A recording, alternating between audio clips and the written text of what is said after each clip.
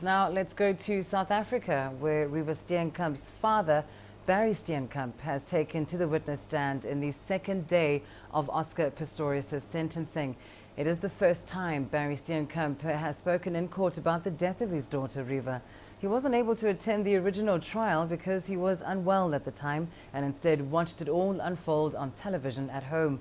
Now, on the first day of the sentencing hearing, Pistorius' lawyers argued that the double-amputee sprinter was too mentally unwell to serve any more time in jail.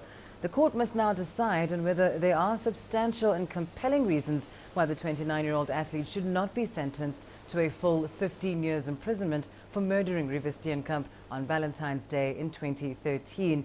At the time, he claimed he believed there was a burglar in his home. Right, let's bring you more on this now from CCTV's Yolisa Njamela. She is outside the Pretoria High Court. She joins us now via telephone. Yolisa, we understand that there were some really emotional scenes at the Pretoria High Court today as Reeva's father took to the stand. Just take us through the proceedings of the day so far. Absolutely, Lindy. There are very few people who had dry eyes this morning as Barry Steenkamp, the father of Reeva, was testifying. Well, earlier on in the morning, the defense team brought two more witnesses in mitigation of the sentence for Oscar Pistorius. First, it was a pastor who told the court that he visits Pistorius quite often, repeating the narrative that Oscar Pistorius is a broken man who is very sorry indeed for what he has done. Right after that, there was a lady all the way from Iceland. Her name is Ebba. She took the stand. She's a lady who has an 11-year-old child who has the same disability as Oscar Pistorius, and telling the court how Oscar Pistorius has been such a great person and mentor to the 11-year-old son. What was interesting about that, Lindy, is that the defense had no particular interest, or rather the prosecution's team had no particular interest in cross-examining those two. In fact, Chief Prosecutor Kerinel only had two questions to both of them, one for each.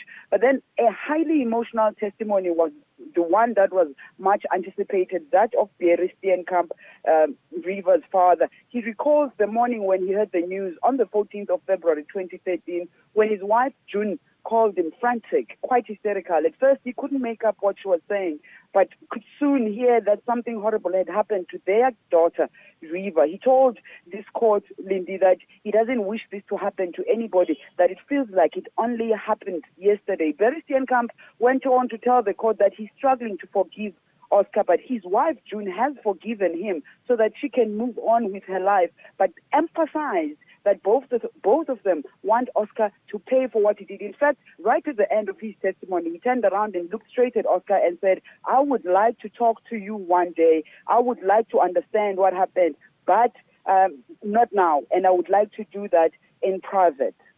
No doubt those emotional scenes will be remembered for a long time to come. But Yolisa, when it comes to these witnesses that are testifying in mitigation of the sentence of Oscar Pistorius, as you mentioned, there's been a psychologist, a pastor, a Pistorius fan all the way from Iceland. Are we expecting more witnesses to testify?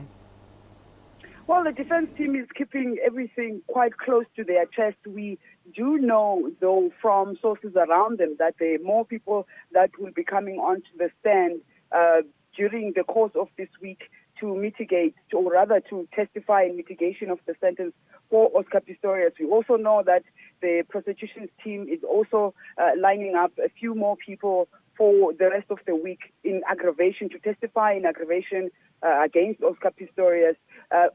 Today, in fact, is much more quieter than before, because yesterday outside there were a number of fans, if you like, people who were supporting Oscar, but the overwhelming majority, including women organizations, are here in support of the family of Reeva Steenkamp.